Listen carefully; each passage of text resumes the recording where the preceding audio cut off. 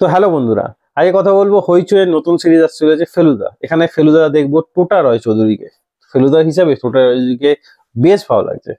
তো এখানে 20 ডিসেম্বর আসতে চলেছে নতুন সিরিজ ভূস্বর্গ ভয়ঙ্কর। ভূস্বর্গ ভয়ঙ্কর। তো এখানে শ্রীনগর দেখানো হয়, মানে কাশ্মীর দেখানো হয়, যেখানে প্রদোষ সিমেটা মানে ফেলুদা যাবে তার নতুন ইনভেনশন, নতুন কেস নিয়ে। তো সেখানে কোনো গন্ডগোল সলভ করতে যাবে ফেলুদা। প্রদোষ সিমিটা সেখানে প্রদোষ মিত্রকে ফোন করে ডাকা হবে প্রবলেম মেটানোর জন্য। তো ফাইনালি ফেলুদা 20 ডিসেম্বর যাচ্ছে শ্রীনগর, মানে কাশ্মীরে প্রবলেম সলভ করতে বা শ্রীনগর গন্ডগোল মেটাতে।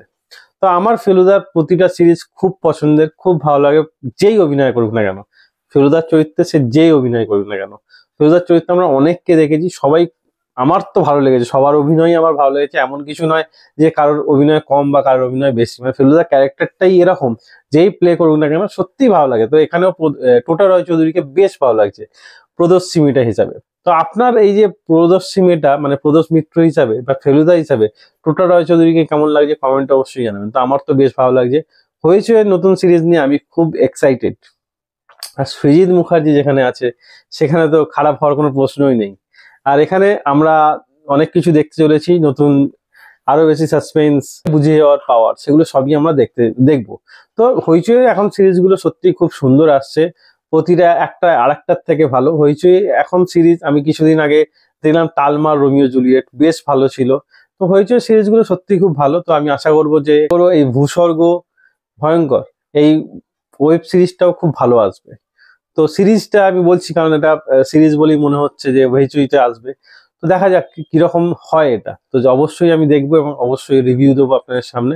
আপনি ফেলুদার কত বড় ফ্যান কমেন্টে অবশ্যই জানাবেন। আর ফেলুদার কতগুলো সিরিজ আপনি দেখেছেন সেটাও কমেন্টে জানাবেন। আর ফেলুদার যদি কোনো সিরিজ মিস না করে থাকেন তাহলে অবশ্যই জানাবেন। আর ফেলুদার যে স্টোরিগুলো হয় এতটাই এঙ্গেজিং হয় চিন্তার বাইরে। তো ম্যাক্সিমাম স্টোরি, যদিও আমরা যারা সানডে সাসপেন্স শুনি তারা ম্যাক্সিমাম সিরিজের সঙ্গে পরিচিত। তো আমি এখনো ভূস্বর্গ ভয়ঙ্কর জানি না কতটা পরিচিত হব, কারণ আমি সানডে সাসপেন্স খুব খুব শুনেছি।